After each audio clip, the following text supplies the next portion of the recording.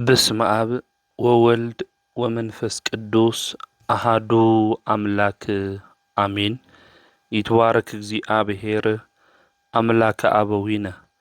ለዛብጽሐነ እስከ ዛቲ ሰዓት ቅድሙ ኩሉ ልዕሊ ኩሉ ናብዛ ሰዓት እዚኣ ዘብጽሐና ናይ አቦታትና ናይ ቅዱሳን አምላኽ ናትና እውን አምላኽ ቅዱስ እግዚአብሔር ስሙ ዝተኸበረን ዝተመስገነን ይኹን። እማ አምላክ ወላዲታ አምላክ ቅድስተ ቅዱሳን ድንግል ማርያም ስለ ፍጹም አዶነታ ስለ ፍጹም ክብራ ክብርን ምስጋናን ይብጽሐያ። ከምኡውን ቅዱሳን አቦታትና ቅዱሳን አዴታትና ብዝተወሃቦም ክብሪ መጠን ኩሉ ምስጋና ይብጽሐዮም። ኣብ ዝተፈላለየ ዓለም ኮይንኩም እዚ መንፈሳዊ ሚድያ እዚ እትከታተሉ ስድራ እግዚአብሔር ኣብ መስቀል ተሰቂሉ ፍጹም ዝኾነ ሰላሙ ብዝሃበና ብኢየሱስ ክርስቶስ ፍጹም ሰላም ከመይ ትጸንሑ ከመይ ትኾኑ ሰላም እግዚአብሔር ምስ ኩላትኩም ይኹን። እንኳዕ ንወርሓዊ በዓል ኣብ መስቀል ተሰቂሉ ቤዛ ዝኾነና መድህነ ዓለም ኢየሱስ ክርስቶስ ብሰላም ኣብጽሐኩም ኣብጽሐና። አምላኽና ቅዱስ እግዚአብሔር ንህይወትና ዝጠቅም ንዓና ድማ ዝረብሕ ቃሉ ንከምህረና ቅዱስ ፍቃዱ ይኹንልና። ኣብ እግዚአብሔር ሰናይ ፍቃድ ንሎማዓንቲ እንመሃሮ ናይ ትምህርትና ርእሲ ዝኸውን መድህነ ዓለም ዝብል እዩ። መድህነ ዓለም ማለት ናይ ዓለም መድሓኒት ማለት እዩ። ኣብዚ ኣብ ሉቃስ ወንጌል ምዕራፍ 2 ቁጥሪ 11 ክናነብብ እንተለና ሕዚ ኣብ ዳዊት ከተማ መድሓኒት ንሱ ክርስቶስ ጎይታ ዝኾነ ተወሊድልኩም እዩ ዝብል ቃል ንረክብ ኢና። እቲ ኣብ ዳዊት ከተማ ዝተወለደ መድሓኒት ንሱ ጎይታ ኢየሱስ ክርስቶስ እዩ። ንሱ መድሓኒት ኢየሱስ ክርስቶስ ድማ ኣብ መስቀል ተሰቂሉ ንኩልና ዝተበጀወና ዘድሐነና ናይ ዓለም መድሓኒት እዩ። ንሱ መንገድና እዩ። ንሱ ህይወትና እዩ። ንሱ ናትና ሞት ወሲዱ ናቱ ህይወት ዝሃበና እዩ። ንሱ ካብ ዙፋኑ ወሪዱ መጺኡ ዘድሐነና ጎይታናን መድሓኒትናን እዩ። ጎይታ ንሱ መድሓኒት ኢየሱስ ክርስቶስ ናይ ዓለም መድሓኒት ምዃኑ ቅዱሳት መጻሕፍቲ ይነግሩና የርድኡና እዮም። ባዕሉ መድሓኒት ኢየሱስ ክርስቶስ እውን ኣብ ሉቃስ ወንጌል ምዕራፍ 5 ቁጽሪ 31 ክናነብብ እንተለና ንሕሙማን ክፍውስ ዝመጽአ መድሓኒት ምዃኑ ይነግረና። ኣብ ዮሃንስ ወንጌል ምዕራፍ 4 ቁጽሪ 42 ክናነብብ እንተለና ናይ ዓለም መድሓኒት ጎይታ ምዃኑ ቅዱሳት መጻሕፍቲ የርድኡና ይነግሩና እዮም። ጎይታ ንሱ መድህነ ዓለም ብህይወትና ዘመን ኩሉ ዝሕግዘና ካብ መከራ ኩሉ ድማ ዘውፅአና ጎይታ እዩ። ልብና ዝገበረልና ነገር ንሱ ይፈልጦ እዩ። ወገናተይ መድህነ ዓለም ዘይገበረልና ዘይሰርሐልና ነገር እንታይ ይህልው? ክደኽመና እንተሎ ዘበርትዐና ክንሓምም እንተለና ዝፈወሰና ንሱ መድሓኒትና ኢየሱስ ክርስቶስ እዩ። መንገድና ዝመርሕ ናይ ዓይንና ብርሃን ናይ ልብና ብርሆት እዩ። ንሱ መድህነ ዓለም ክችግረና እንተሎ ክኸፍአና እንተሎ ኩሉ ነገር ካባና ካብ ኢድና ክንስእኖ እንተለና ነገራትና ኩሉ ክበላሸው እንተሎ ኣብ ጎድንና ኮይኑ ደቀይ ዝብለና ዝተኣመነ ጓሳ መድሓኒት ንሱ ሕያዋይ ኣቦ ኢየሱስ ክርስቶስ መድህን ዓለም እዩ። ብህይወት ዘመናው ዝዓለም እዚ ክንነብር እንተለና ፈተና ያጋጠመና እዩ ችግር ይመጽእ እዩ ነገራት ኣብ ልዕልና ክጸዓዱ ብዙሕ ግዜ ንምልከት ኢና ወገናተይ ዘይሓልፉ ዝመስሉ ለይትታት ከም ጽላሎት ክሓልፉ ዝገበረ ንሱ መድህነ ዓለም ኢየሱስ ክርስቶስ እዩ ስለዚ ክጽግመና እንተሎ ክችግረና እንተሎ ኣብ መከራ ውሽጡ ኩሉ ክድኾን እንተለና መድህነ ዓለም ሽሙ ንጸውዕ እዩ ሽሙ መድሓኒት እዩ ሽሙ ዝፍውስ እዩ እዚ ዓለም እዚ ብቃሉ ዝፈጠረ ንሱ ኣምላኽና መድህነ ዓለም ኢየሱስ ክርስቶስ እዩ ስለዚ ንዑ ዘይከኣል ነገር የለን እሞ ንዑ ሽሙ ንጸውዕ እዩ መድህነ ዓለም ብዙሕ ግዜ ሽሙ ጸዊዕናዮ ኣቦይ መድሓኒት የድሕነኒ ኢልናዮ ካብ ጉድጓድን ካብ ጸልማትን ብዙሕ ግዜ ውፂና እዩ ከዛብ መከራ ፈተና ኮይና እቲ ዝሓለፍናዮ ነገር ስለንርስዕ እምበር እሱ ዘይገበረልና ነገር የለን ንሱ ዘይሃበና ነገር የለን ስለዚ ብህይወት ዘመንና ኩሉ ተመስገን መድህነ ዓለም እናበልና ሽሙ ክንጽውዖ ይግብአና ሽሙ ልዑል እዩ ሽሙ ክቡር እዩ ሽሙ ዓወት እንረኽበሉ መድሓኒትና ምዃኑ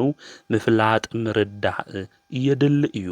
መድህነ ዓለም ኢየሱስ ክርስቶስ እግዚአብሔር እዩ ኣምላክ እዩ ቅዱሳት መጻሕፍቲ እውን ዝነግሩና እዚ እዩ ንኣምላኽ ንእግዚአብሔር ድማ ዘይከኣል ነገር ከምዘየለ ክንፈልጥ ክንርዳእ ይግብአና ስለዚ ኣብ መስቀል ተሰቒሉ ንዓለም ኩሉ ዝተበጀወ ንሕና እውን ካብ ባርነት ካብ ሰይጣን ማእሰርቲ ክንወፅእ ዝገበረና ናይ ዓለም መድሓኒት ንሱ ኢየሱስ ክርስቶስ እዩ ኢየሱስ ክርስቶስ ንፋስ ይእዘዘሉ ከምኡ ድማ ባሕሪ እውን ዝግስጽ መድሓኒት ምዃኑ ቅዱሳት መጻሕፍቲ ይነግሩና የረድኡና እዮም ኣብዚኣ ማርቆስ ወንጌል ምዕራፍ 4 ቁጥሪ 41 ክናነብብ እንተለና ንፋስን ባሕርን ዝእዘዝዎ እዚ መን እዩ ዝብል ስለዚ ንፋስን ባሕርን ዝእዘዝሉ ተፈጥሮ ኩሉ ዝተፈጠሩ ፍጥረታት ሁሉ ዝእዝዝ መድሓኒት ጎይታ ሓያል ኣምላክ ንሱ ኢየሱስ ክርስቶስ መድህን ዓለም ምዃኑ ምፍላጥ ምርዳእ የድሊ እዩ ንእስራኤላውያን እውን ብጽንዕቲ ኢድ ብዝርጉሕ ቅልጽም ባሕሪ ኤርትራ ኣብ ክልተ ዝመቐለ እስራኤላውያን እውን ብማእኸል እቲ ባሕሪ ክሓልፉ ዝገበረ ንሱ መድሓኒት ኢየሱስ ክርስቶስ ኣምላክ ምዃኑ ክንፈልጥ ክንርዳእ ይግብአና ማለት እዩ ባሕሪ ዝፈጠራ ንሱ እዩ ንፋስ ዝፈጠረ እውን ንሱ እዩ ስለዚ ንሱ እግዚአብሔር ስለ ዝኾነ ንባሕርን ንንፋስን እንታይ ይገብሩ ይግስጾም ከምኡ እውን ይእዝዞም እዩ ማለት እዩ ስለዚ እቲ መድሓኒት ንዓለም ኩሉ ዘድሐነ መድህነ ዓለም ኢየሱስ ክርስቶስ እግዚአብሔር ምዃኑ ምፍላጥ ምርዳእ የድሊ እዩ ማለት እዩ ስለዚ ንሱ ንባሕሪ እንታይ ይገብራ ይእዝዛ ንንፋሳት እውን ይግስጾም እዩ ማለት ብባሕሪ እውን ንሱ ይጓዓዝ እዩ እግሩ ማይ ከይነኽኦ መድሓኒት ንሱ ኢየሱስ ክርስቶስ ብባሕሪ እንታይ ይኾን ይጓዓዝ እዩ ስለዚ ኢየሱስ ክርስቶስ ጎይታ ምዃኑ ኣምላክ ምዃኑ ክንፈልጥ ክንርዳእ ይግብአና ኣብ ልዕሊ ኩሉ ስልጣን ዘለዎ ሓይሊ ዘለዎ ንሱ ኣምላኽ ኢየሱስ ክርስቶስ እዩ ማለት እዩ ስለዚ ናቱ ክብሪ ናቱ ኣምላክነት ንሕና ፍጥረታት ሁሉ ክንምስክር ክንናገር እዩ ዝግብአና ብህይወት ዘመንና ሰማያት እኳ ናይ እግዚአብሔር ክብሪ እንታይ ይገብራ ይናገራ እዩ ዝብል ልበ ኣምላክ ዳዊት ኣብ መዝሙር 18 ቁጥሪ 1 ክናገር እንተሎ ማለት እዩ ስለዚ ንሱ ኣምላኽና ቅዱስ እግዚአብሔር ኢየሱስ ክርስቶስ ንዓለም መድሓኒት ክብሩ ብህይወትና ዘመን ሁሉ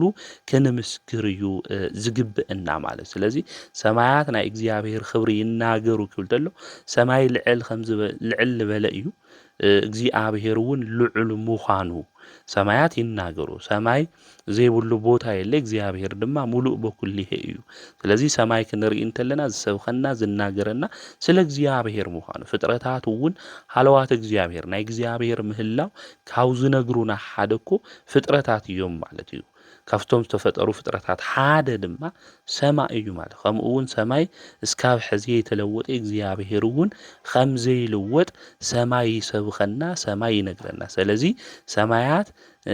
ናይ እግዚአብሔር ክብሪ ዝናገሩ እዮም ማለት እዩ ናይ እግዚአብሔር ክብሪ ሰማያት ይናገሩ እዮም ክንብል እንተለና ሰማይ ልዑል ከም ዝኾነ ሰማይ ዘይብሉ ቦታ ከም ዘየለ ሰማይ እውን እስካብ ሕዚ ሃምለ የተለወጠ ሃም ነግረና እግዚአብሔር ልዑል እዩ እግዚአብሔር ሙሉእ ምዃኑ ከምኡ እውን እግዚአብሔር ከም ዘይልወጥ እዩ ጎይታና መድኃኒትና ኢየሱስ ክርስቶስ እኮ ክስቀል እንተለኮ ሰማያት እኮ ናይ እግዚአብሔር ክብሪ እኮ ተናጊሮም ጎይታና መድኃኒትና ኢየሱስ ክርስቶስ ኣብ ማእከለ ምድራዊ ቀራንዮ ክስቀል እንተሎ ንኹልና ክብጀወና ንኹልና ከድሕነና ክስቀል እንተለኮ ሰማያት እኮ ሓዚኖም እዮም ወርሒ እኮ ደም ለቢሳ ፀሓይ ድማ ጸልሚታ ከዋኽብቲ ድማ ረጊፎም እዮም ንምንታይ እዩ እንድሕሪልና ክብሩ ንምንጋር እዩ ማለት እዩ ብርሃን ዘልበሰና ኣምላኽ ንሱ ዕርቃኑ ኮይኑ እዩ ኢሎም ከም ዝሓዘኑ ማለት እዩ ለኣና ብርሃን ኣልቢስና እዩ ኢሎም ፀሓይ ጸሊማ ወርሒ ደም ኮይና ከዋኽብቲ ድማ ፈጢኖም እንታይ ኮይኖም እዮም ማለት እዩ ወዲቆም እዮም ማለት ብሓቂ ሰማይ ናይ ኣምላኹ ክብሪ ክናገር እዩ ኢሉ ብዕለተ ዓርብ ማለት እዩ ስለዚ ሰማይ ናይ እግዚአብሔር ክብሪ ይናገሩ እዮም ኢሉ ልበ ኣምላክ ዳዊት ዝተናገሩ ንዝ ምዃኑ ክንፈልጥ ክንርዳእ ይግብአና ብዕለተ ዓርብ ናይ ኢየሱስ ክርስቶስ ክብሪ ሰማያት እናተናገሩ ኣብ ሰማይ ደማ ዘለዉ እግዚአብሔር ብርሃን ዘልበሶም ፀሓይ ከምኡ እውን ወርሒ ከዋኽብቲ ድማ ናይ እግዚአብሔር ክብሪ ተናጊሮም ንሱ ኣምላክ ስለ ዝኾነ ስለ ዝፈጥሮም ጎይቶኦም ድማ ስለ ዝኾነ ናይ እግዚአብሔር ክብሪ እናመስከሩ እንታይ ኮይኖም እዮም ውዒሎም እዮም ማለት ስለዚ መድህን ዓለም ኢየሱስ ክርስቶስ ኣምላክ ምዃኑ እግዚአብሔር ምዃኑ ናይ ፍጥረታት ሁሉ ድማ ፈጣሪ ምዃኑ ናይ ነገስታት ሁሉ ድማ ንጉስ ምዃኑ ክንፈልጥ ክንርዳእ ይግብአና ንመድሃኒ ዓለም ዘይከኣል ነገር የለይ ሁሉ ዝኽእል ምኽንያቱ ንሱ እግዚአብሔር ስለ ዝኾነ ብእግዚአብሔር ድማ ዘይከኣል ነገር የለይ ማለት እዩ ሁሉ ዝኽእል ኣምላክ እዩ ሁሉ ዝኽእል ናይ ያዕቆብ ኣምላኽ እግዚአብሔር ጥራሕ እዩ ኢየሱስ ክርስቶስ መድህን ዓለም ድማ ኣምላክ ምዃኑ እግዚአብሔር ምዃኑ ቅዱሳት መጻሕፍቲ ይነግሩና እዮም ናይ እስራኤል ኣምላክ እግዚአብሔር ንህዝቡ እንታይ ይገብር ሓይሊ ይህብ ኢሉ ልበ ኣምላክ ዳዊት እኮ ተናጊሩ ስለዚ ንህዝቡ ሁሉ ሓይሊ ዝህብ ሓይሊ ድማ ናዩ ዝኾነ ሁሉ ዝኽእል ኣምላክ ንሱ ኢየሱስ ክርስቶስ መድህን ዓለም ምዃኑ ክንፈልጥ ክንርዳእ ይግብአና ብሰብ ዘይከኣል ንኡ ንመድኃኒት ንኢየሱስ ክርስቶስ ግን ኣምላክ ስለ ዝኾነ ንኡ ይከኣል ዘይከኣል ነገር እንታይ እዩ እንድሕሪልና ብህቱም ድንግልና ተጸኒስካ ብህቱም ድንግልና ምውላድ እዩ ከምኡ እውን ሰብ ምዃን ንኣምላክ ሰብ ምዃን ዘይከኣል ኢልና እናሓስቦ ነገር እዩ ነገር ግን ሁሉ ዝኽእል ኣምላኽ ንሱ ኢየሱስ ክርስቶስ እዩ ከመይሉ ኣምላኽ ሰብ ኮይኑ ንዝበለኩም ሁሉ ስለ ዝኽእል ሰብ ምዃኑ ክንናገር ከምኡ እውን ክንምስክር እዩ ዝግብአና ብህይወትና ዘመን ሁሉ ስለዚ ዘይከኣል ነገር ሁሉ ገበረ ኣምላክ ስለ ዝኾነ ኣጋንንቲ እዝዝ እዩ ንምንታይ ኣጋንንቲ ምእዛዝ ክኢሉ እንድሕሪልና ንሱ ኣምላክ ስለ ዝኾነ እዩ ኣነ ይብለኩም ኣለኹ እናበለ እዩ ናጋንንቲ እውን ገሲጽዎም ማለት እዩ ካልኦት ቅዱሳን ብስም ኢየሱስ ክርስቶስ ብስም እግዚአብሔር እናበሉ እዮም ኣጋንንቲ እውን ዝእዝዙ ከምኡ እውን ዝግስጹ ጎይታ መድኃኒት ንሱ ኢየሱስ ክርስቶስ ግን ኣምላክ ስለ ዝኾነ ኣነ ይብለኩም ኣለኹ እናበለ ናጋንንቲ እውን እንታይ ገይርዎም ገሲጽዎም እዩ ክእዝዘና እንተሎ ክናገር እንተሎ ኣነ ግን ይብለኩም ኣለኹ ጸላእትኩም ፍተው ኣነ ግን ይብለኩም ኣለኹ እናበለ ለምኑ ክወሃወኩም እዩ ኣነ ግን ይብለኩም ኣለኹ እታ ንሰበይቱ ብዘይ ዝሙት ምኽንያት ዝፈትሕ እናበለ ከም ዘምንዝር ዘሎ ጎይታ መድኃኒት ኢየሱስ ክርስቶስ ተናጊሩ ኣነ ናይ ህይወት በሪ እየ እናበለ ንሱ መድኃኒት ኢየሱስ ክርስቶስ ተናጊሩ ክእዝዝ እንተለኳ ኣነ ይብለኩም ኣለኹ እናበለ ዝእዝዝ ጎይታ ኣምላክ ምዃኑ ክንፈልጥ ክንርዳእ ይግብአና ሙሴ ሕጊ ክሰርሕ እንተሎ ኣነ ይብለኩም ኣለኹ ኢሉ የሰርሒ እግዚአብሔር ከምዚ ይብለኩም ኣለዉ ኢሳይያስ እውን ኣነ ከምዚ ይብል ኣለኹ ኢሉ ናይ እግዚኣብሔር ነቢይ እየተናገረ እግዚኣብሔር ግን ከምዚ ይብለኩም ኣሎ ኢሉ እዩ ዘመረ ንሱ ጎይታ መድኃኒት ኢየሱስ ክርስቶስ ግን ኣነ ይብለኩም ኣለኹ ኢሉ ከም በዓል ስልጣን ዘምህር ዝነበረ እዩ ከም ኣምላክነቱ ዝግስጽ ዘምህር ዝነበረ ሁሉ ዝኽእል ጎይታ ኣምላኽ እግዚኣብሔር ስለ ዝኾነ እዩ ንሱ ጎይታ መድኃኒት ኢየሱስ ክርስቶስ ኣምላኽ ጎይታ ምዃኑ እንፈልጦ ኣብ ቅዱሳት መጻሕፍቲ ክናንብብ እንተለና ብዝመልክዑ ምዃኑ ክንርድኦ ክንፈልጦ እዩ ዝግብአና ስለዚ ኢየሱስ ክርስቶስ ናይ ዓለም መድኃኒት መድህን ዓለም እግዚኣብሔር ምዃኑ ክንፈልጥ ክንርዳእ ይግብአና ንሱ ዘይገበሮ ነገር የለይ መላእክቲ የግልግልዎ ነይሮም እዮም ኣጋንንቲ ይእዝዝሉ ነይሮም እዮም ዝሞተ ሰብ እውን የድሕን ነይሩ እዩ ማለት እዩ ኣብዚያው ዮሐንስ ወንጌል ምዕራፍ 1 ቁጥሪ 50 ክናንብብ እንተለና ስለ በዓሉ ከም ዝተናገረ እውን ቅዱስ መጽሓፍ ይነግረና ናዝሬት ተቐሚጡ ናይ ወዲ ሰብ ክመጽእ ከሎ ተመልከቱ ኢኹም ኢሉ ተናጊሩ እዩ ጎይታ መድኃኒት ኢየሱስ ክርስቶስ ካብ ሰማይ መንበሩ ከይጎደለ ስለ ዝመጽእ ዝተናገሮ ምዃኑ ኣቦታትና ሊቃውንት እውን ይነግሩና እዮም ማለት እዩ ኣብ ምድሪ ከም ሰብ እናተመላለሰ ንሱ መድኃኒት ኢየሱስ ክርስቶስ ሰዓሊ ሕፃናት እዩ ነይሩ ቅዱስ ያሬድ እውን ክነግረና እንተሎ ማለት እዩ ሕፃናት ባዲኦም ማህፀን ዝቐርጽ ዝመልእ ንሱ መድኃኒት ኢየሱስ ክርስቶስ ኣብ ማህፀን ድንግል ተወሲኑ እናሃለየ ሕፃናት ድማ ዝፈጥር ዝነበረ ኣምላክ እዩ ኣብ ምስጢረ ሥላሴ ትምህርትና ኣብ ወልድ መንፈስ ቅዱስ ብስልጣን ከምኡውን ባነባብራ ብመለኮት ዝዓለም ብምፍጣር ዝዓለም ብምሕላፍ ሓደ እዮም ኢልና ተማሂርና ኢና ምስጢረ ሥላሴ ትምህርቲ ቅዱስ ቄርሎስ እውን ክናገር እንተሎ ኣብ ኣዲኡ ማህፀን እናሃሎ ኣብ ሰማይን ኣብ ምድርን ምሉእ ነበረ ኢሉ ተናገረ ልዚ እዩ ማለት እዩ መላእክቲ ኸይዶም ዝሰግድሉ እግዚአ ኪሩብ ኢሎም ኢየሱስ ክርስቶስ ይሰግድሉ እዮም ጎይታ መድኃኒት ኢየሱስ ክርስቶስ ዝተወለደኮ መላእክቲ ኣብ ምድሪ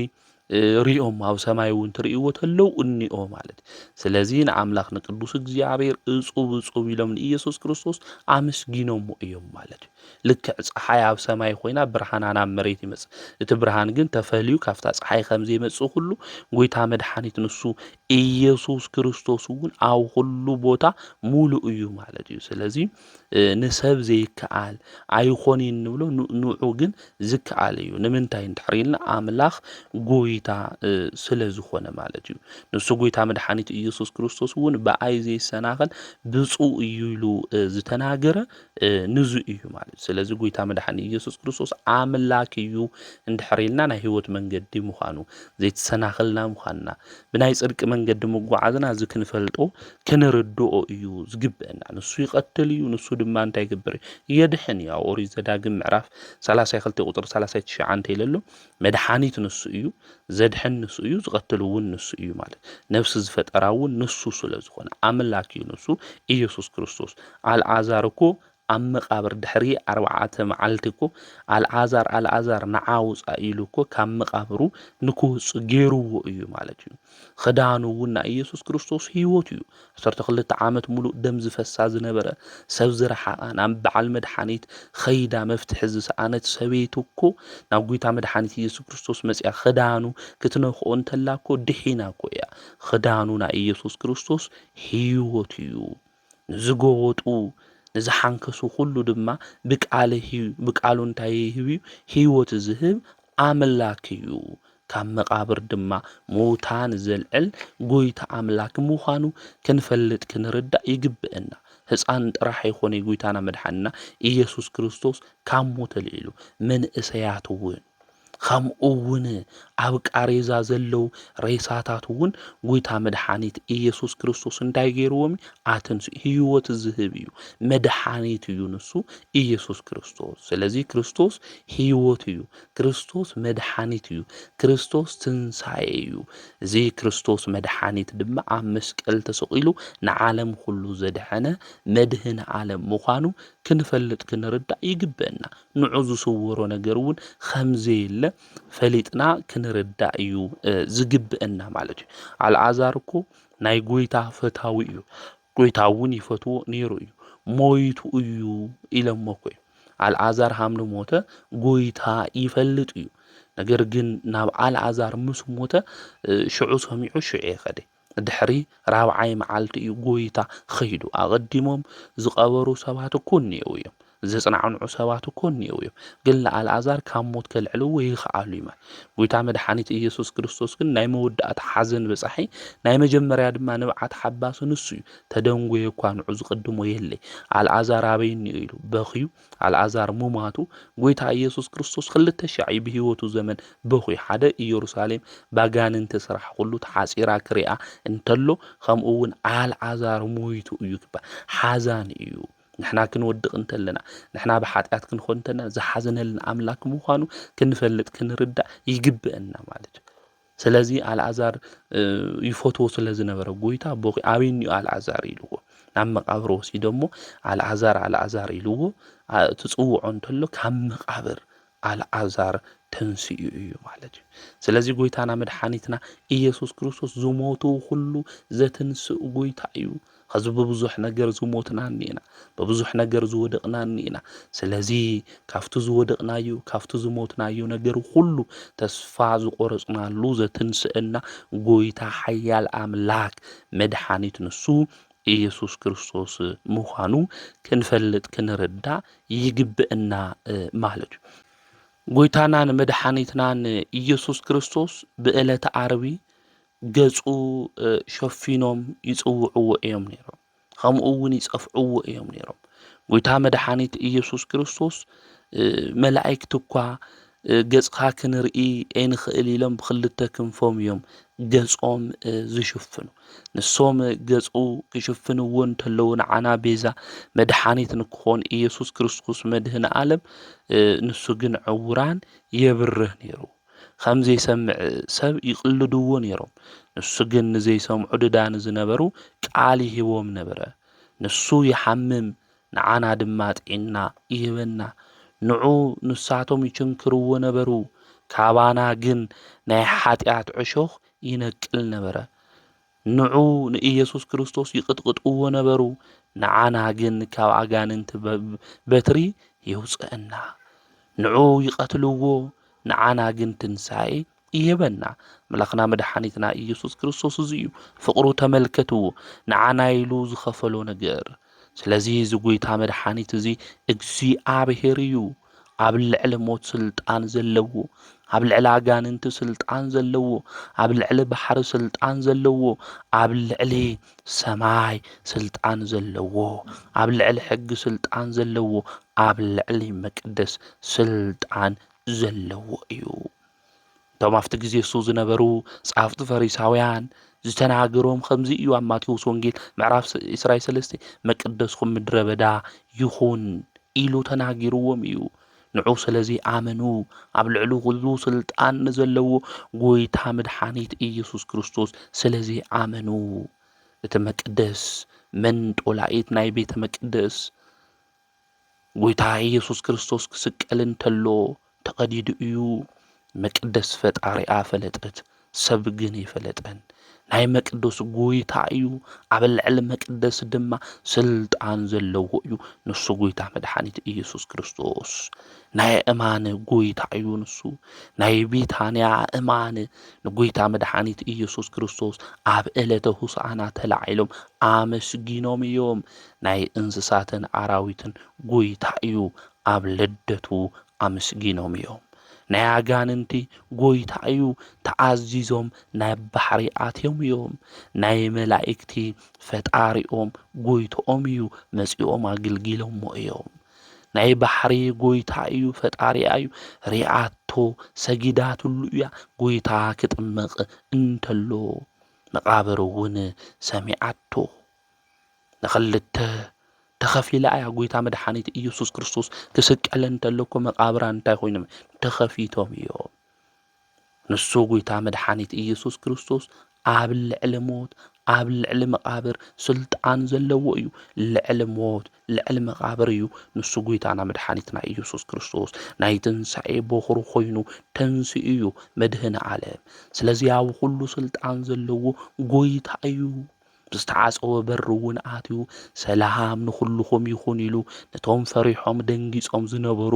ደቀ መዛሙርቱ ናይ ሰላም ብስራት ዝተናገረ እዩ ሕዚ ሰላም የድልየና ኸዚ ፍቕሪ የድልየና ወሮ ኩናት ውግእ እንሰምዕ ዘለና መድሓኒት ንሱ ኢየሱስ ክርስቶስ ናይ ሰላም ንጉስ መድሓኒት ሰላም ንኩልኩም ይኹን ኢሉ ናይ ሰላም ብስራት ሁሉ ንከስምዐና ናቱ ንኣምላኽና ናይ እግዚኣብሔር ቅዱስ ፍቃድ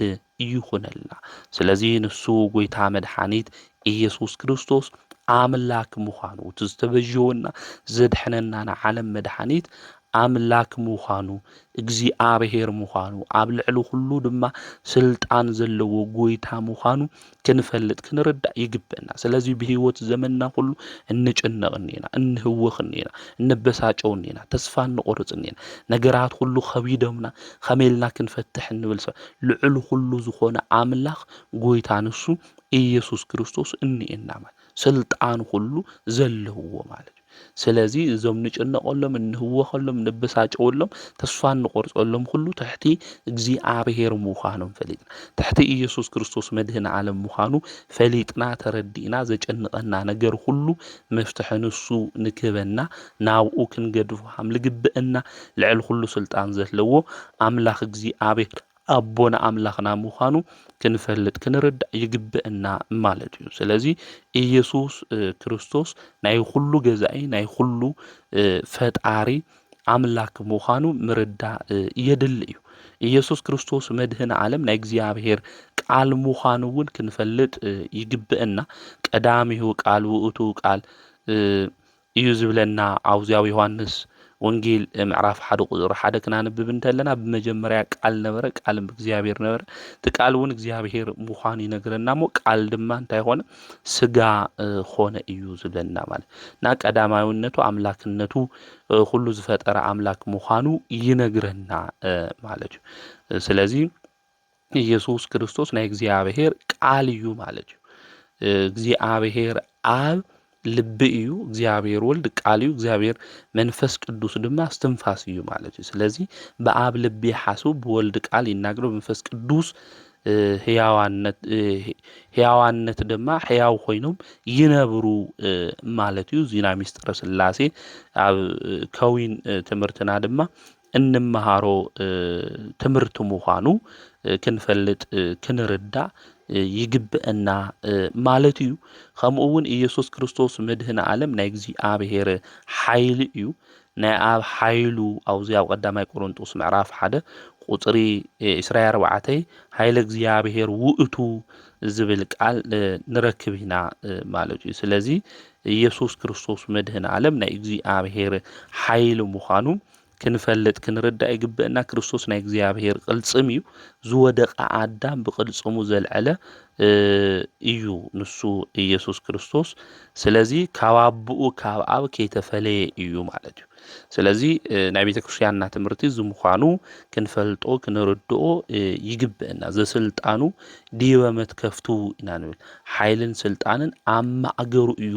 أو تنبيت إساياس معرفة تشعان تقطر شدشة زلو مالك كاب خالي يتقبل كريستوس حيل زقبل قويت النت زلقح يخوني خم هاوريات سقاز قبل يخوني خم ملائك تزلقاق يخوني زقلقل يخوني قويت النت نايب علو مخانو كنفلت كنردأ يقبئنا بيتا كريستيان ونتمهرنا تمرتي زيو حيلي نابعلو إيو مالتيو سلازي زي قويتانا مدحانيتنا إيسوس كريستوس آملاك مخانو نكزيابهير حيلو مخانو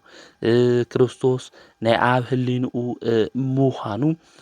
ከምኡውን ናይ እግዚአብሔር ቃል ምዃኑ ክንፈልጥ ክንርዳእ ይግብአና ማለት እዩ ቅዱሳት መጻሕፍት እውን ዝነግሩና እዚ እዩ ማለት ስለዚ እዚ መድኃኒት እዚ ኢየሱስ ክርስቶስ ድማ ንኹልና ዝተበጀወና ንኹልና ድማ ዘድሐነና ቤዛና እዩ መድህን ዓለም እዚ መድኃኒ ዓለም ለኣኹም ታዩ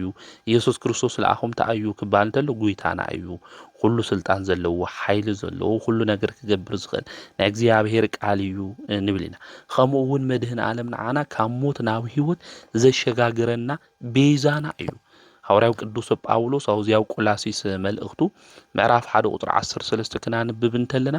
ንሱ ካብ ናይ ጸልማት ስልጣን አውፅአና ካብ መን ስልጣን ካብ ጸልማት ካብ ሰይጣን አገዛዝ ስልጣን ካብ ባርነት እንታይ ጌርና አውፅና ናብቲ መንግስቲ ፍቅሩ ወዶውን እእተወና ንሱ ብደሙ ተበጀወና እዚ እውን ስሬት ኃጢአት እዩ ዝብለና ስለዚህ ዘድሐነና ንሱ መድኃኒት ኢየሱስ ክርስቶስ እዩ ብናቱ ቁስልን ሕና ተፈዊስና ኢና ናትና ሞት ወሲዱ ናቱ ህይወት ይብና እዩ ንሕና ዘይንጠቅም ባሮት ኢና ነርና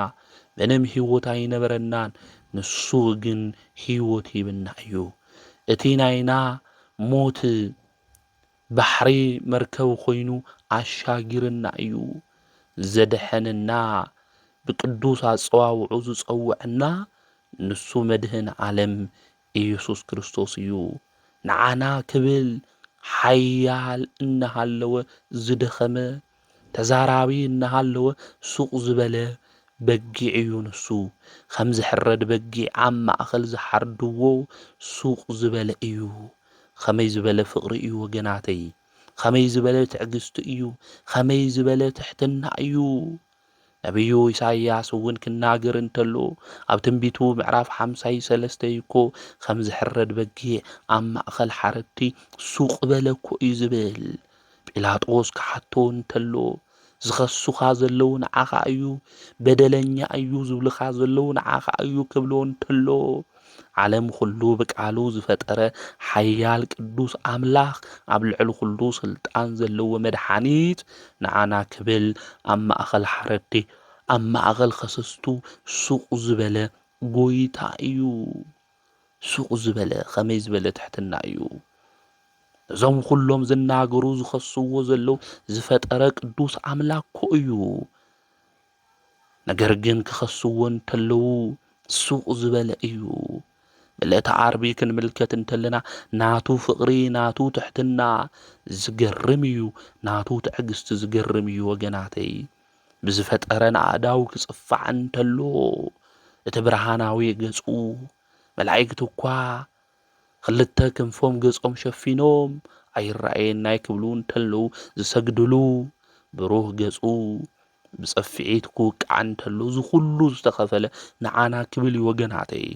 እቲ ሓያል ጉልበተኛ ዝነበረ ዝደኸመ እዚ ኩሉ ነገር ዝቕበል ዘሎ ንዓና ካብ ባርነት ካብ ሰይጣን ማእሰርቲ ምእንቲ ከውፅአና እዩ ካብ ዙፋኑ ወሪዱ ዘድሐነና ዝሞተልና ንሱ እዩ ንዓና ክብል ተዋሪዱ እዩ ብኢድ አይሁድ ድማ ተጸፊዑ እዩ ሕዚ ጠጠው ኢልና ዘለና ብህይወት እንመላለስ ዘለና ወገናተይ ሞትና ባርነትና ዝወገደልና ንሱ መድኃኒት ኢየሱስ ክርስቶስ እዩ ብህይወት መንገድ ክንመላለስ ዝገበረና ናቱ ፍቕሪ ባሪኽና ዶ ይኾን በዕለተ ዓርብ ዝተኸፈለልና ዋጋ ንሱ ቆሲሉ ንዓና ድማ ዝነበረና ቁስሊ ክሕከምና እንተሎ ንምልከቶ ንሪኦ ኣለና ዶ ንኾን ንሱ በዕለተ ዓርቢ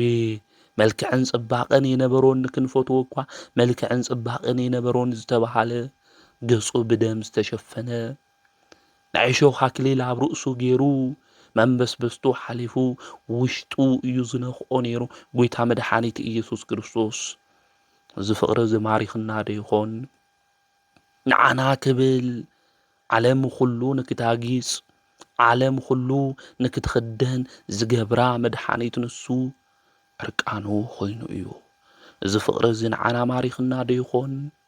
እዚ ህይወትና ዝኾነ መድኃኒት ኢየሱስ ክርስቶስ እቲ ዘይነገር ውህብትኡ ኩሉ እናሓሰብና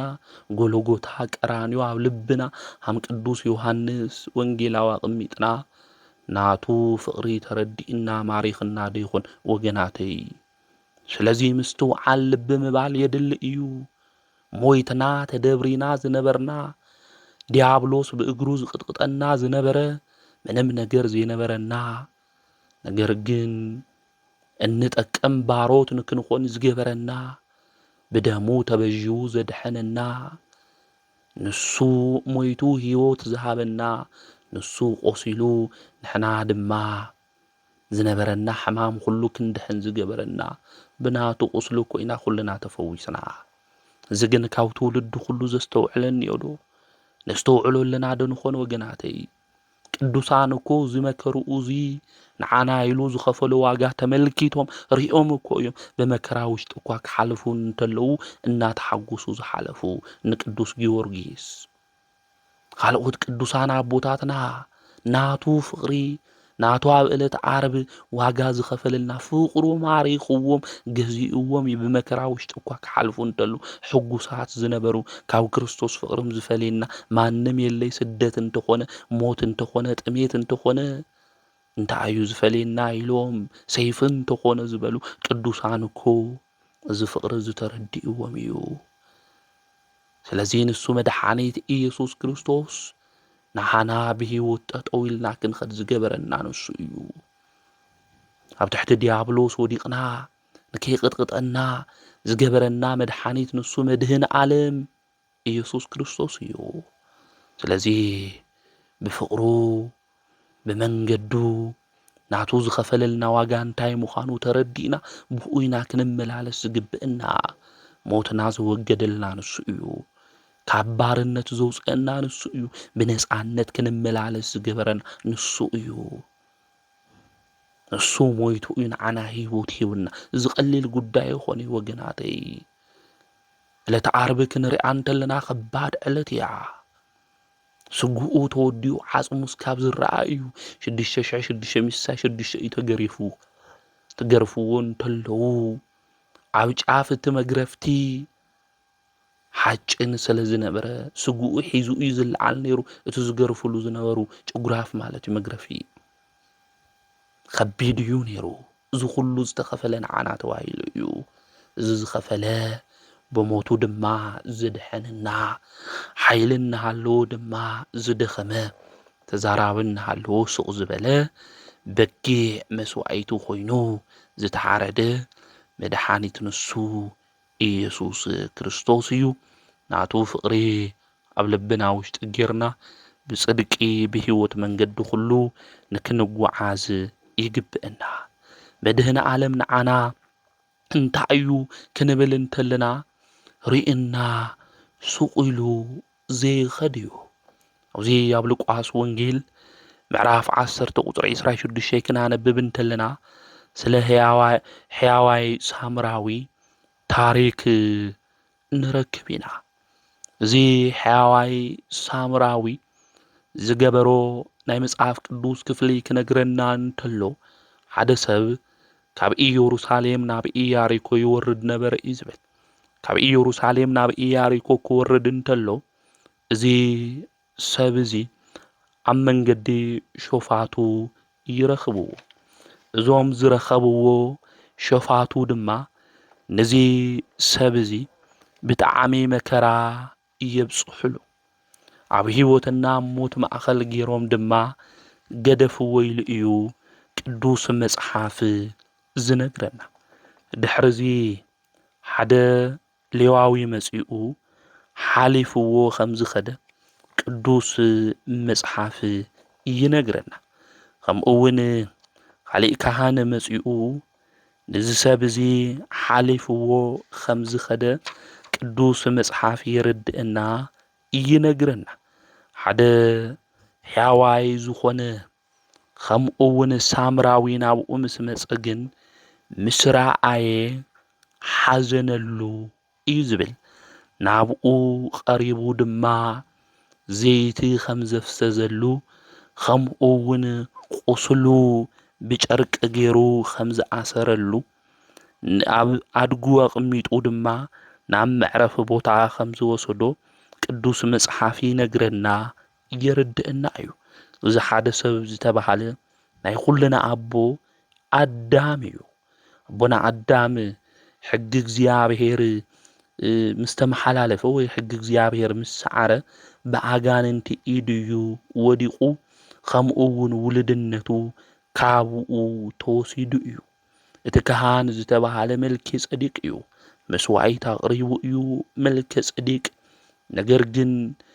ንኣዳም ካብዙ ዝወድቆ ከድሕኖ ይኽኣለይ ሌዋዊ ዝተባሃሉ ካብ ኣሮን ጀሚሩ እስካብ ሓናና ቀያፋ ለለዉ ሊቀ ካህናት እዮም። ንሳቶም እውን መስዋዕት ኣቕሪቦም ኣዳም ካብቱ ዝወድቆ ውድቀት ከድሕንዎ ይኽኣል። እዚ ሕያዋይ ሳምራዊ ዝተባሃለ ግን ጎይታ ንሱ መድሓኒት ኢየሱስ ክርስቶስ እዩ። ሳምራውያን ትውልዶም ካብ ህዝብና ካብ ኣሕዛብ ከም ዝኾነ ክርስቶስ እውን ትውልዱ ካብ ህዝብና ካብ ኣሕዛብ እዩ። ሳምራውያን ዓቃቤ ሃገር ከም ዝኾነ ክርስቶስ እውን ዓቃቤ ልቦና ምዃኑ ክንፈልጦ ክንርዶ ይግበና። ሊቃውንቲ ቤተክርስቲያን ክትርጉምዎ እንተለዉ ብዚ መልክዑ እዚ እዮም ዝትርጉምዎ ማለት እዩ። ስለዚ መጽሓፍ ዝኸፈተ ናይ ደቂ ሰባት ታሪክ ዝቐየረ ናይ ይሁዳ ኣንበሳ ናይ ድንግል ማርያም ወዳ ንሱ ኢየሱስ ክርስቶስ እዩ። ኩልና ደቂ ሰባት ዝወደቕናሉ ታሪክ እኒአና ማለት እዩ። ሓጢኣት ሰሪሕና በዲልና ማለት እዩ። ብመላእክቲ ሓይሊ ዝመጽሓፍ እዚ ክኽፈት እኳ ይኽኣል። ያውዚ ኣብ ራእየ ዮሃንስ ምዕራፍ 5 ቁጥሪ 1 ክናነብብ እንተለና ማለት እዩ። መጽሓፍ ከም ዝነበረት መጽሓፍ እሱ ድማ መላእክቲ እኳ እቲ መጽሓፍ እሱ ክኸፍትዎ ሃምለ ይኽኣሉ። ዝኸፈቶ ግን ናይ ድንግል ማርያም ወዳ ናይ ይሁዳ አንበሳ ዝኾነ መድሓኒት ንሱ ኢየሱስ ክርስቶስ እዩ ማለት እዩ። ካሊእ ሳምራውያን ዝተነዓቁ እዮም። ዝተነዓቁ ዘኽብር ጎይታ ምዃኑ ንምግላጽ እዩ ማለት እዩ። ስለዚ ጎይታ መድሓኒት ንሱ ኢየሱስ ክርስቶስ ነዚ ወዲቁ ዝነበረ ሰብ ሪኡ ይሓለፉ ናብኡ ድማ መጺኡ እዩ ማለት እዩ። ጎይታና መድሓኒትና ኢየሱስ ክርስቶስ ድማ ንዓና ሪኡ ዘይሓልፈና ጎይታና እዩ። ኣብ መንገዱ ጥራሕ ጠጠው ንበል እምበር ኣብ መንገዱ ጠጠው እንድሕር ኢልና ንሱ ጎይታና መድሓኒትና ኢየሱስ ክርስቶስ ተሸኪምና ዝኸድ ጎይታ ምዃኑ ክንፈልጥ ክንርዳእ ይግብአና። ሓደ እዋን ሓደ አገልጋሊ እግዚኣብሔር ሪአዮ ይብል። እቲ ዓርኩ ድማ እንታይ ኢልካዮ ይብሎ። ንሱ እንተርእኒ የኣኽለኒ እዩ ርእኒ ሱቕ ኣይብሊ ሱቕ ኢሉ ድማ ኣይሓልፊ ኢሉ ተናገሮ። እሱ እንድሕር ተመልኪትና ዝደኸመ ይብርትዕ ሰውነትና እውን ደኺሙ ምልዓል እምቢ ዝበሎ ዝሰነፈ ሰውነትና ሁሉ ሓይሉ ተዋሂብዎ ይሕደስ እዩ ማለት እዩ። ስለዚ ኣምላኽና ንሱ መድሓኒትና ኢየሱስ ክርስቶስ ሪኡ ተመልኪቱ ስቕ ኢሉ ዘይሓልፈና ኣምላክ ምዃኑ ክንፈልጥ ክንርዳእ ይግብአና። ክንደክም ከለና ክንወድቕ ከለና ርኢና ዘይሓልፍ እዩ። መከራ ኩሉ ኣብ ልዕሌና ክኾን እንተሎ መከራትና ኩሉ ዝሕልፈልና እቲ መከራ እሱ ኩሉ ካባና ክሓልፍ ዝገብር ቅዱስ ጎይታ ንሱ እዩ። እንደሻዕ ተሸኪምና ይኾን ወገናተይ። ነዚ ዝወደቐ ሰብ እኮ ተሸኪሙ እንታይ ገይርዎ ማለት እዩ ኣብ ልዕሊ እቲ ኣድጉ ኣቕሚጥዎ እዩ ማለት እዩ። ናምላኽና መድሓኒትና ኢየሱስ ክርስቶስ ብዙሕ ግዜ ተሸኪምና እዩ። ኣብ መከራና ግዜ ተሸኪምና፣ ኣብ ሽግርና ግዜ ተሸኪምና፣ ኣብ ሕማምና ግዜ እኮ ንሱ መድሓኒትና ኢየሱስ ክርስቶስ እኮ ተሸኪምና እዩ። ብዙሕ ግዜ እኮ ተሸኪሙት መከራትና ኩሉ እኮ ንክሓልፍ ገይረና እዩ። እንደሻዕ ረዲእና ይኾን መድህን ዓለም? እንደሻዕ ሓጊዝና ይኾን መድሃኒ ዓለም? ወገናተይ ንሕና ስለ እንርስዖ እዩ እምበር እሱ ዘይሓገዘና ግዜ እኮ የለን። እሱ ዘይሕለፈና ግዜ እኮ የለን ወገናተይ። እንደሻዕ ብኡ ካብ ሞት መከራ ድሒና ንኾን ሰባት ሪኦም ከም ዘይረኣዩ ሓሊፎምና ክኸዱ እንተለዉ ግዜ ክልውጦም እንተሎ ንሱ ግና ግዜን ዘመንን ዘይልውጦ ኣምላኽ እንደሻዕ ረዲእና ሓጊዝና ደጊፍና ይኾን ወገናተይ። ስለዚ ዝሕያዋይ ሳምራዊ እዚ ሪኡ ሓዚንሉ ናብኡ ቀሪቡ ድማ ናብ መዕረፊ ኣጋይሽ ቦታ ወሲድዎ እዩ። ጎይታና መድሓኒትና ኢየሱስ ክርስቶስ ርኢና ሱቕ የበለን። ብኣጋንንቲ ክንቕጥቀጥ እንተለና ኣሞት መንደር ክንኾን እንተለና መጺኡ ተበዥው ኣድሒንና ካብ ሞት ናብ ሕይወት ድማ ዘሕለፈና ቅዱስ ኣቦ እዩ። ስለዚ ክንጭነቕ እንተለና ክንሓዝን እንተለና ናብራ ክኸብደና እንተሎ ነገራት ክለዋወጥ እንተሎ ቤተሰብ ክርስዑና እንተለው ወገናተይ ሽግራትና ሁሉ መፍትሒ ናብ ዘለዎ ርኡ ድማ ናብ ዘይሓልፈና ኣምላኽና ቅዱስ እግዚኣብሔር ንንገሮ ናብኡ ኸይድና ንለምኖ ኣቦይ ኣምላኸይ እግዚኣብሔር እዞም ኣብ ልዕለይ ዝመጹ ናይ ጸልማት ነገራት ኩሎም መከራታት ንስኻ ሕልፎም ንስኻ ኩሉ እትኽእል ሓያል ቅልጽም ዘለካ ቅዱስ ኣምላክ ኢኻ ኢልና ንኣምላኽና ንቅዱስ እግዚኣብሔር ንንገሮ። ኩሉ ዝገብር ኩሉ ዝሰርሕ ንሱ እዩ። ሰብ ንግዚኡ መፍትሒ እውን ክበና ዝኽእል ዘላቒ ዝኾነ መፍትሒ ዘለዓለማዊ ዝኾነ መርከብ መሻገሪና ንሱ መድሓኒት ኢየሱስ ክርስቶስ እዩ። ደሻዕ ረዲእኻኒ ክንደሻዕ ድማ ሓጊዝኻኒ ኢኻ ኸዚ እውን ሓግዘኒ ኣነ ዘይጠቅም ባርያ ወድኻ እየ እሞ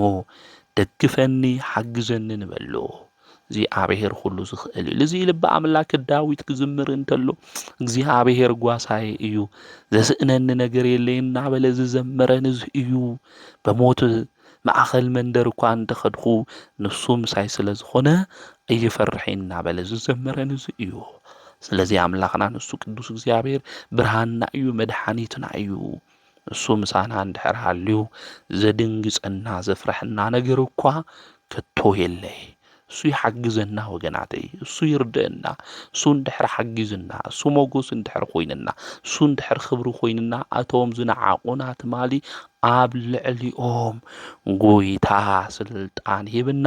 ብኽብሪ ጠጠው ዘብለና ኣምላኽ እዩ። መጻጉዕ ንምልከት ወይድና ኣብ ዮሃንስ ወንጌል ምዕራፍ 5 ታሪኩ ለሎ ስድርኡ ሁሉ ረሲዖሞ ገዲፎሞ ሪኦም ከምዚ ረኣዩ ኾይኖም ክገድፍዎ እንተለው 38 ዓመት ኣብ ኣልጉኡ ደቂሱ ዝሓመመ እኮ እዩ መጻጉዕ። ኩሎም ዝፈልጥዎ ከምዚ ረኣዩ እዮም ገዲፎሞ ዝኸዱ ነይሮም። ጎይታ መድሓኒት ኢየሱስ ክርስቶስ ግን ናብ ቤተ ሳይዳ መጽኡ ንኡ ድማ ርኢዎ። ጎይታ መድሓኒት ርኡ ዘይሓልፍ እዩ ኢየሱስ ክርስቶስ። ክንሓምም እንተለና ሽሙ ክንጽውዖ እንተለና ርኢና ዘይሓልፍ እዩ።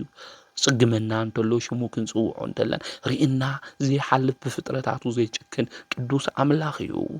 መጻጉዕ ኣብ ዓራቱ ነይሩ። ኣብ መጻጉዕ ኣብ ዓራት ዝወደቕና ዝደኸምና ሓይሊ ዝሰኣና ብዙሓት እኒአና ኢና ኣብዚ ግዜ እዚ። መጻጉዕ ናብኡ ክርስቶስ መጺኡ እንታይ ክገብረልካ ትደሊ በሎ። መንእሰይ ስለ ዝኾነ ኢየሱስ ክርስቶስ ርኡ እንታይ በሎ መጻጉዕ ኣነ ሰብ የብለይ በለ። ጸገሙ ሽግሩ የኾነ መጻጉዕ ተናጊሩ ኣብ ልቡ ዘሕዘኖ ነገር ሰብ የብለይ በለ። እቶም ቤተሰቡ እኳ ርኦም ከምዚ ረኣዩ ገዲፎም እዮም ኸይዶም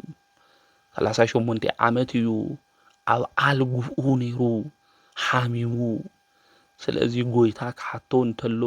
ሕማሙ ነገሩ ሁሉ የኾነ መጻጉዕ ተናጊሩ ሰብ የብለይ ኢሉ። ሰብ ዘይምህላው ከቢድ እዩ ወገናተይ።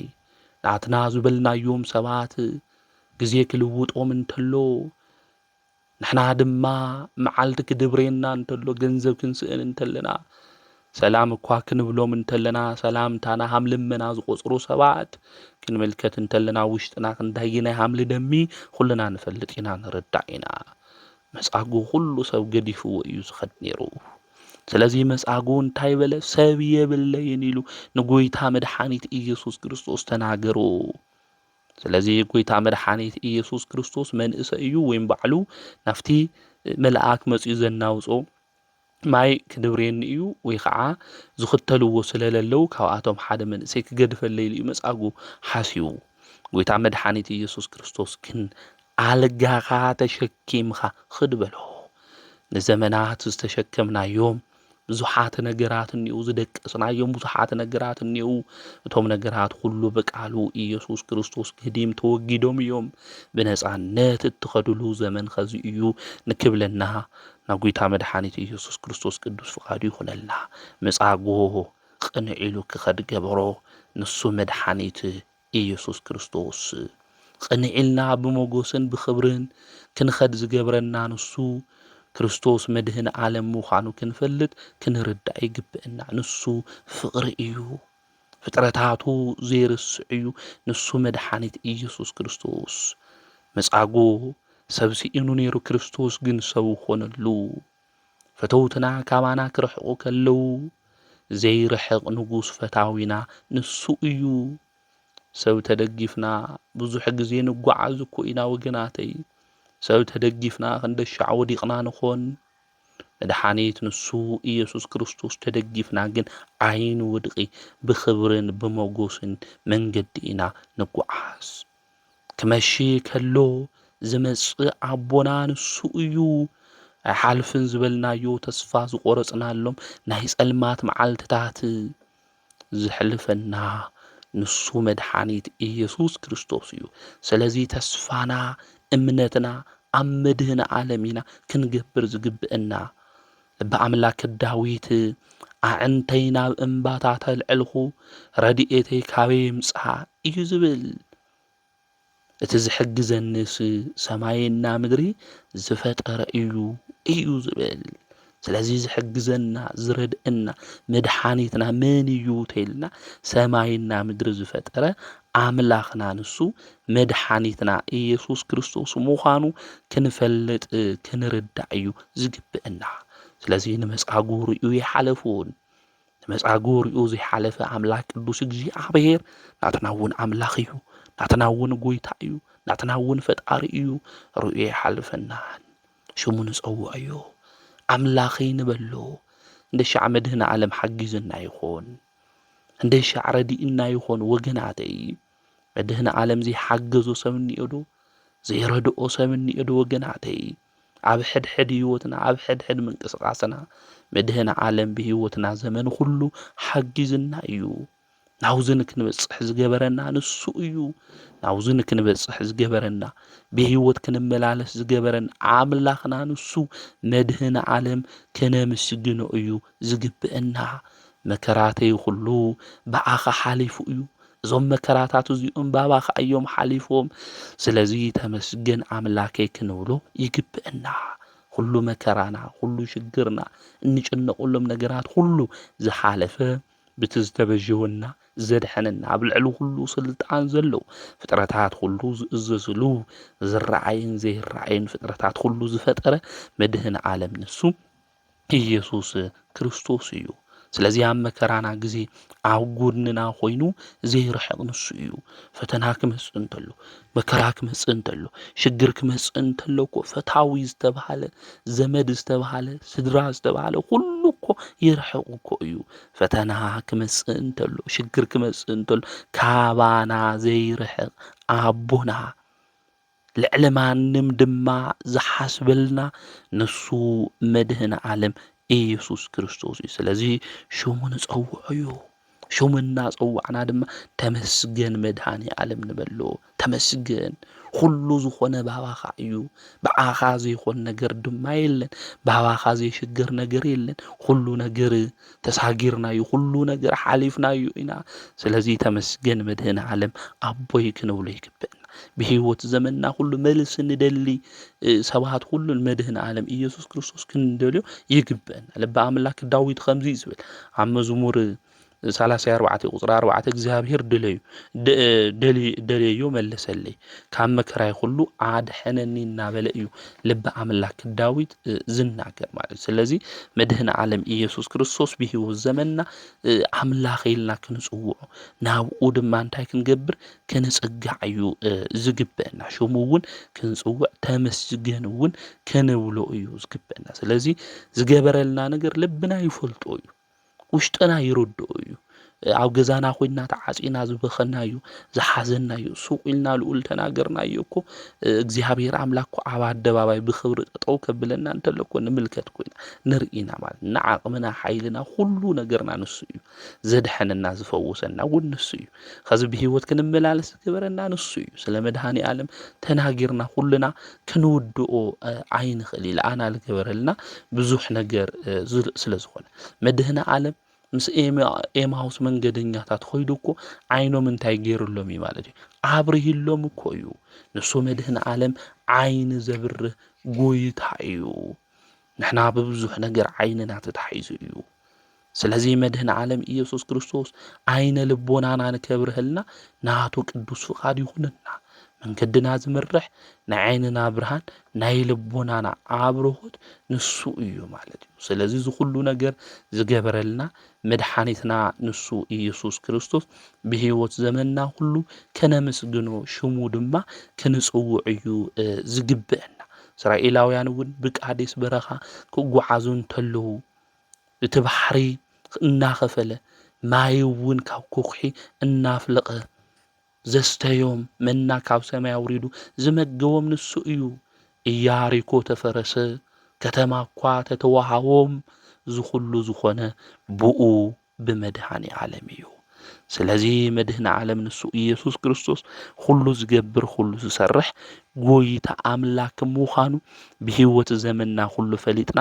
ንዚ ጎይታ መድኃኒት ኢየሱስ ክርስቶስ ብህይወትና ዘመን ክንዝምረሉ ብህይወትና ዘመን ድማ ከነመስግኖ እዩ ዝግብአና ማለት እዩ ናይ መድኃኒ ዓለም አቦና አብ ሁሉና ገዛ አትዩ ዝጎደለና ነገር ሁሉ ንከስተኻኽለልና አብዚ ዘመን እዚ ድማ እንሰምዖም ዘለና ነገራት ሁሉ ጽቡቕ ነገር ይኾነ ዝወረ ኩናት እንሰምዖ ነገራት ሁሉ ካባና ርሒቁ ናይ ሰላም ናይ ፍቅሪ ዘመን ንክህበና ኣብ መንደርና ኣብ ገዛና ኣብ ዓድና ሁሉ ናይ ሰላም ዜና ብስራት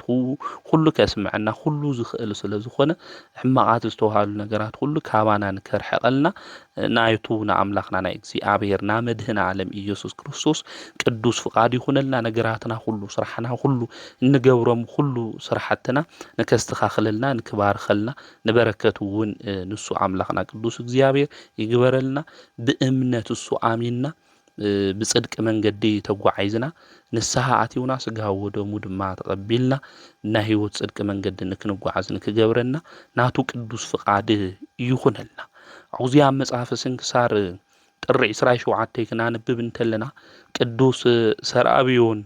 ዝተባሃለ አቦ ብለማዓንቲ ብሰማይትነት ዝዓረፈሉ ምዃኑ መጽሐፈ ስንክሳር ይነግረና ንጎይታ መድኃኒት ኢየሱስ ክርስቶስ እቲ ዝተበጀወና መድኃኒት ዝኾነ ፈጣሪ ጎይታ ዝኾነ ንዑ የክሕዲሉ ብሰማይትነት ብለማዓንቲ እዚ ቅዱስ ሰራብዮን ዝተባሃለ ኣብ ግብፂ አካባቢ ዝተወለደ ብሰማይትነት ዝዓረፈሉ እዩ ጥሪ 27 እዚ ቅዱስ እዚ ብዙሕ ንብረት ሃብቲ እንስሳ ድማ ዝነበሮ እዩ ኣብዚሑ ድማ ዝምጽውት ዝነበረ እዩ ኣብቲ ግዜ እሱ ድማ ናይ ክርስቲያን ወገን ስደት እዩ ነይሩ ንሱ እውን እዞም ክርስቲያን እዚኦም መከራ ዝቕበሉ ዘለው ኣነ እውን መከራ ክቕበልኒ ኢሉ ናብቲ መኮንን ዝነበረ ሄረኒዮስ ናብ ዝተባሃለ በዓዱ እውን ይዞር ስለ ዝነበረ ዝመኮንን እዚ መከራ እውን ክርስቲያን የብጽሕ ስለ ዝነበረ ናቱ ዓርኩ እውን ነይሩ ቴዎድሮስ ልበሃል ካሊእ ዓርኩ እውን ንኣቶም ኣኽትሉ ናፍቲ መኮንን ኸይዱ እዩ ነቲ መኮንን እውን ምስ ረኸቦ ኣነ ዝኣምን ብኢየሱስ ክርስቶስ እዩ ኢሉ ተናገረ ጎይታ እዩ መድኃኒት እዩ ሁሉ ዝሰርሕ እዩ ንዓይ እውን ዝፈጠረኒ ዝተበጀወኒ ንዑ እዩ ንኣምላኸይ ኢየሱስ ክርስቶስ ዘይክሕድ ፍጹም ክርስቲያን እየ ኢሉ ስለ ኣምላኹ ስለ ኢየሱስ ክርስቶስ መስከረ ናፍቲ መከራ ዘለዎ ቦታ ዝኸደ እዩ እዚ ቅዱስ እዚ ኣዕሩኽቱ እውን ኣኽትሉ ኣብዚ ግዜ እዚ እቲ ንጉስ መኮንን ዝነበረ ክርስቲያን እውን ዘሳቂ ስለ ዝነበረ ብዙሕ መከራታት እዩ ኣብ ልዕሊኡ ኣብጽሕሉ መወዳእታ ድማ ኣሲርዎ ናይቲ ዓዲ ሰባት እዚ ምስ ሰምዑ ተኣኪቦም ነቲ መኮንን እንታይ ገይሮም ቀቲሎሞ ቅዱስ ሰራብዮን እውን ካፍቲ ዝነበሮ ቤት ማዕሰርቱ እውን ኣውጽኦም ወይ ከምኡ እውን ውግእ እዮም ከፍቱ ደልዮም ዞም ሰባት እዚኦም እዚ ቅዱስ ሰራብዮን ግን ሕደጉ ኢሉ ኸልኺልዎም ኣነ ስለ ጎይታይ መድኃኒት ኢየሱስ ክርስቶስ ደመይ ከፍስስ ይግብእን ብፍቃደ እዩ ስለዚ እዚ ነገር እዚ ትገብሩ ዘለኹም ሕደጉ ኢሉ ተናጊርዎም ማለት አውዚ ግዜ እዚ ስለ ጎይታ መድኃኒት ኢየሱስ ክርስቶስ ደመይ ከፍስስ እየ አውዝ ድማ ውግእ ክትፈጥሩ የውልኹም ኢሉ ልቶም ህዝቢ መኺርዎም ብመርከብ ገይሮም ዝኸዱ ሰባት ነይሮም ምስኣቶም ሓቢሩ እዙይ ቅዱስ ኣቦ ዝምስቶም ዕርኽቱ ድማ ኸይዱ ናብ እስክንድርያ ዓዲ ድማ በፂሑ እዩ ኣብ እስክንድርያ ዓዲ ድማ ምስ በጽሐ እዚ ሰራብዮን ዝተባሃለ ቅዱስ በመንኮራኩር ገይሮም ጽኑዕ ዝኾነ ስቅያት እዮም ኣውፂሖምሉ ብታሕቲ እውን ሓውን እናንደዱ መከራ እዮም ኣውፂሖምሉ እዚ ኩሉ ዋጋ ዝኸፍል ዘሎ መድኃኒት ንሱ መድህን ዓለም ኢየሱስ ክርስቶስ ኣምላኽ እዩ ህይወት እዩ ጎይታ እዩ ካብ መከራ ሁሉ ዘድሕነኒ ሁሉ ነገር ድማ ዝሰርሕ ኣምላኽ ንሱ ኢሉ ብኢየሱስ ክርስቶስ ስለ ዝኣመነ እዩ ማለት እዩ ስለዚ እዚ ስቅያት እዚ ከብጽሕሉ እንተለዉ ኣብ ሓጺን ኣልጋ ድማ ብሓዊ ዝነደደ ማለት ዝረሰነ ኣብኡ ኣድቂሶም እዮም እዚ ብችንካር እውን ቸንኪሮም ስቃይ ሁሉ ድማ ኣውፂሖምሉ እግዚአብሔር ድማ መልአኩ ልኢኹ ካብቲ ስቃይ እሱ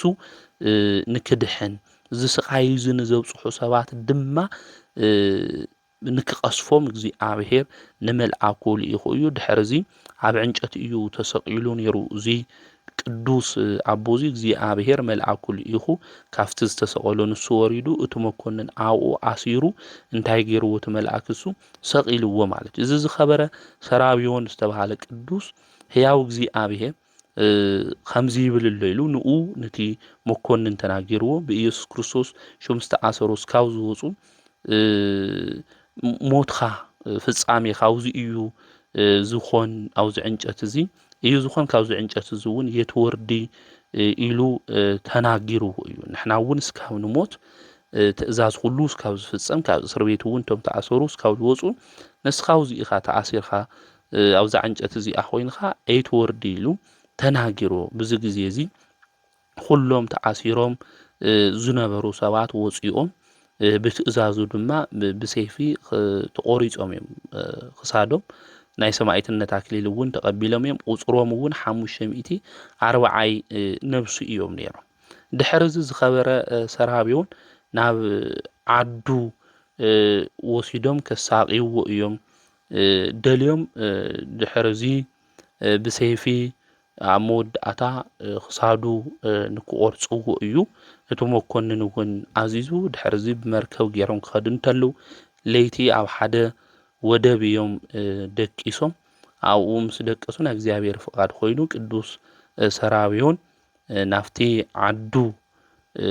ንክኸድ ተገይሩ ኣብቲ ዓዱ እሱ ምስ በጽሐ ድማ እዛ ቦታ እዚኣ ናይ ኸእያ ዝብል ቃል ዓዲ ኸእያ እትብል ቃል ካብ ሰማይ ወሪዱ ዓብይ ስቃይ እውን ኣሳቂማ መወዳእታ ብሎም መዓንቲ ጥሪ 27 ኣምላኸይ ንሱ መድህን ዓለም ኢየሱስ ክርስቶስ የክሕዲ ስለ ዝበለ ብሰይፊ ክሳዱ ተቆሪጹ ኣብ መንግስተ ሰማያት ድማ ናይ ሰማዕትነት ኣክሊል ተቀቢሉ እዩ ማለት እዩ ስለዚ እዚ ቅዱስ ኣቦዚ መድኃኒት ኢየሱስ ክርስቶስ ህይወት እዩ ንዑ የክሕዲ ኢሉ መከራ ዝተቀበለ ስቅያት ዝተቀበለ እዩ ማለት እዩ ንእግዚአብሔር ምስጋና ይኹን ንዓና ብጸሎቱ ብቅዱስ እዚ ይምሓረና በረከቱ ድማ ምስ ኩልና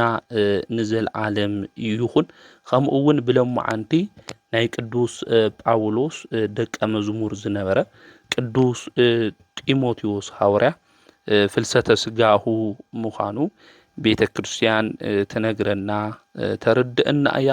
ከምኡ እውን ቅዱስ ሶርያል ሊቀ መላእክት እውን በዓሉ ምዃኑ ቤተ ክርስቲያን ተነግረና ካብዚ መልአክ እዚ በረከት ምስ ኩላትና ይኹን ኣማላድነቱ እውን ምስ ኩላትና ይኹን ካብ መከራ ሁሉ ሶርያል ሊቀ መላእክት እውን ንኹልና የድሕነና ከምኡ እውን ቅዱስ ቢፋሞን ዝተባሃለ ብሎም መዓንቲ ስለ ጎይታ መድኃኒት ኢየሱስ ክርስቶስ መድህን ዓለም መስኪሩ ሰማዕትነት ድማ ዝተቀበለ ቅዱስ ኣቦ እዩ እዚ ኣቦ እዚ ብፍላይ ድማ ወለዱ ምጽዋት ዝምጽውቱ ዝነበሩ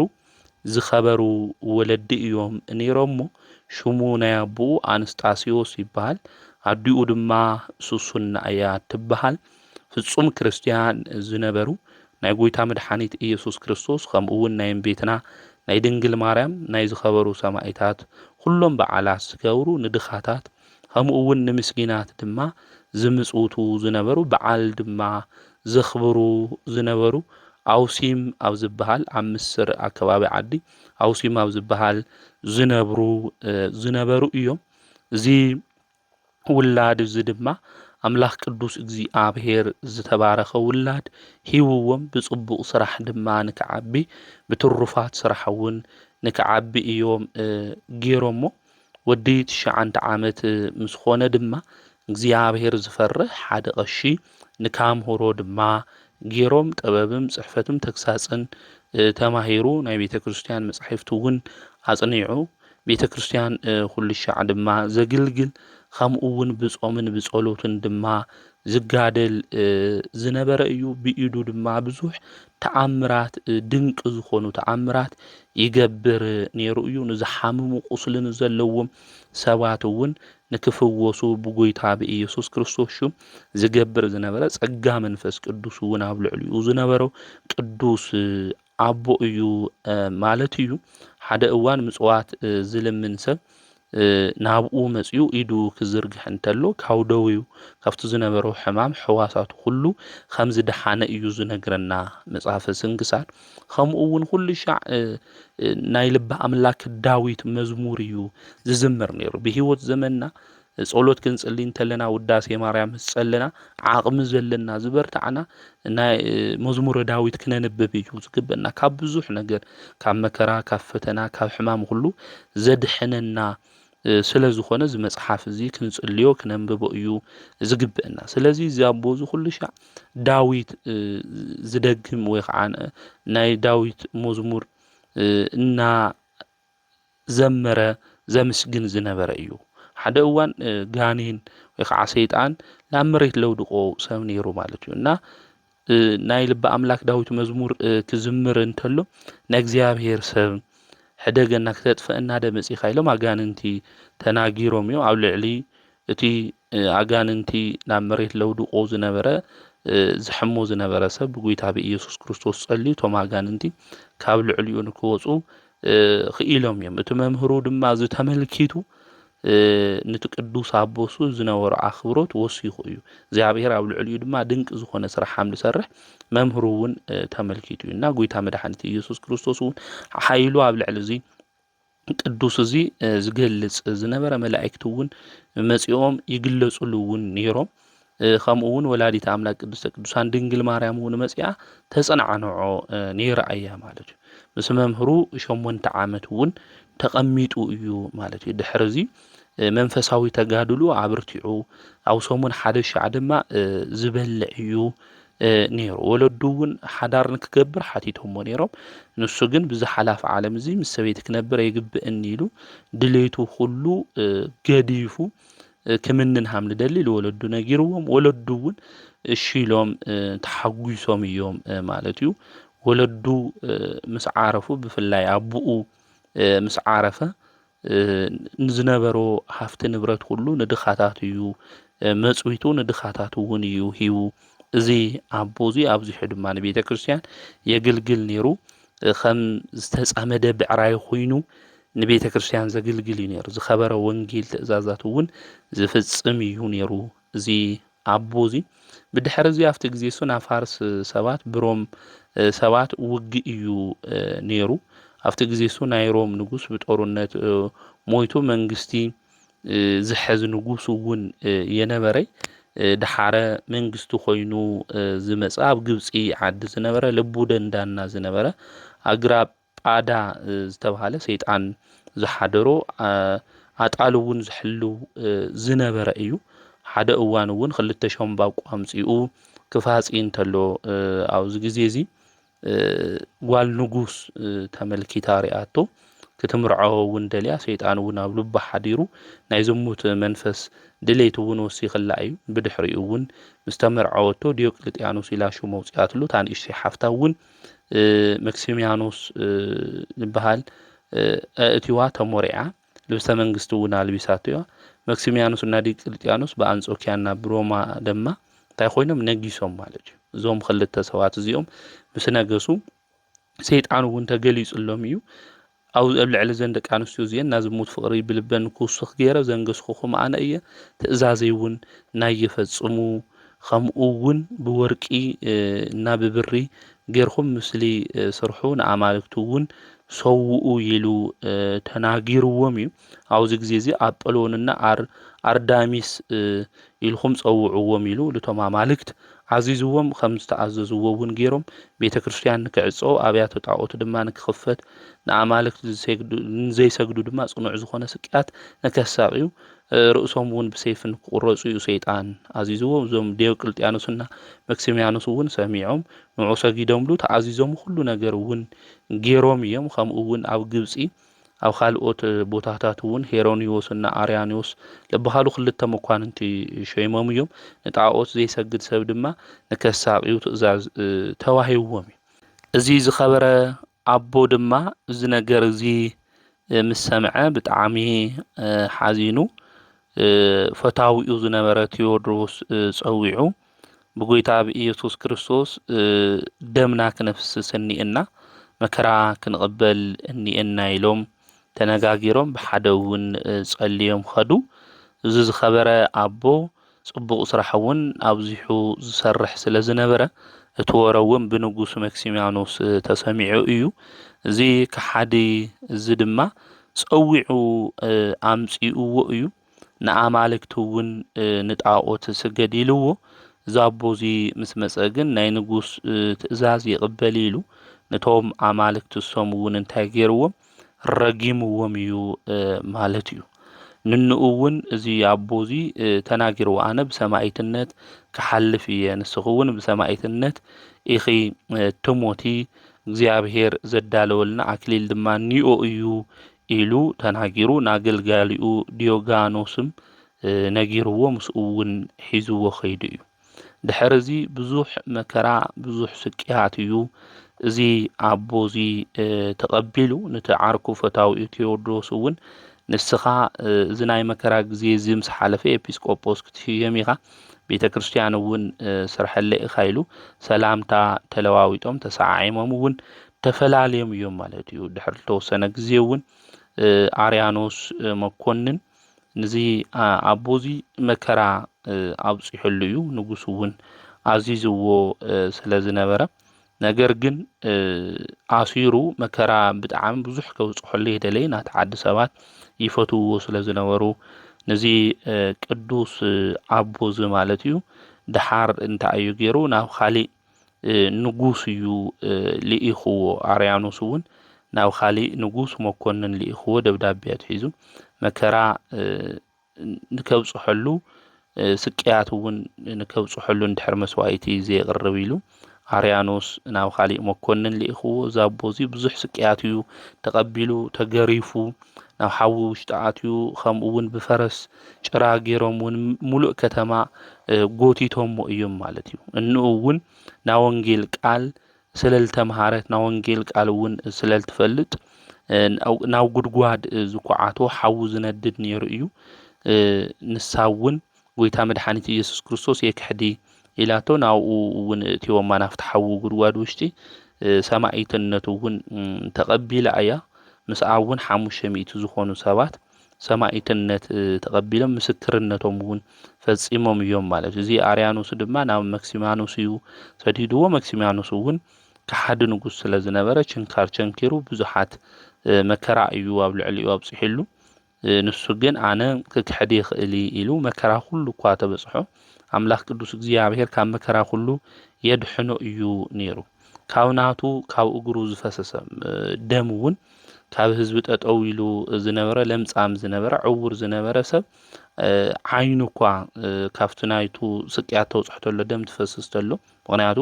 መከራ ክውጽሖም ተሎ ከም ውሕጅ እዩ ደሞም ዝፈስስ ነይሩና ካብቲ ደም ዓይኑ ክቐብኦ እንተሎ ካብ ለምጹ እውን ድሒኑ ከምኡ እውን ዓይኑ እውን ከም ዝበረህሉ እዩ መጽሓፈ ስንክሳር ዝነግረና ማለት እዩ ስለዚ እዚ ኣቦ እዚ ብዙሕ መከራ ዝተቐበለ እዩ ኣብ መወዳእታ ሓምሌ ክሕድ ተረዲኡ ተመኮንን እውን ክሳዱ ብሰይፊ እዩ ቆሪጽዎ ብለምዓንቲ ጥሪ 27 ዝቅዱስ ኣቦ እዚ ሰማዕትነት ተቐቢሉ እዩ ማለት እዩ ስለዚ ዞም ቅዱሳን አቦታትና እዚኦም አምላኽና መድኃኒትና ንሱ ኢየሱስ ክርስቶስ የንክሕዲ ብደሙ ዘንጽህና ዘኽበረና ብኽብሩ እውን ዝመረጸና ብትንሳኤው ዘትንስአና ብእርገቱ ዘእረገና ንሱ እዩ ኽብርና መድኃኒትና ንሱ እዩ ኢሎም ጌታ መድኃኒት ኢየሱስ ክርስቶስ ንዑ ዘኽበሩ ስለ ሹሙ ድማ መከራ ዝተቐበሉ እዮም። ንሱ ዕንቁና እዩ፣ ንሱ መንገድና እዩ፣ ንሱ ፈጣሪና እዩ፣ ንሱ ብጸልማት ጊዜ ብርሃንና ዘድሐነና ንሱ እዩ ዘኽበረና ኢሎም ዘይክሓዱ እዮም ዞም ቅዱሳን አቦታትና እዚኦም። እሞ ንሕና እውን ሃምዞም አቦታትና እዚኦም አዴታትና እዚኦም ስለ ጌታ መድኃኒት ኢየሱስ ክርስቶስ መስኪርና ተናጌርና መድኃኒትና ንሱ ኢልና ብሕይወት ዘመንና ካብ ኃጢአት ረሒቕና ብጽድቂ መንገዲ ልክንጓዓዝ ንኣምላኽና ናይ እግዚአብሔር ቅዱስ ፍቃድ ይኹነልና።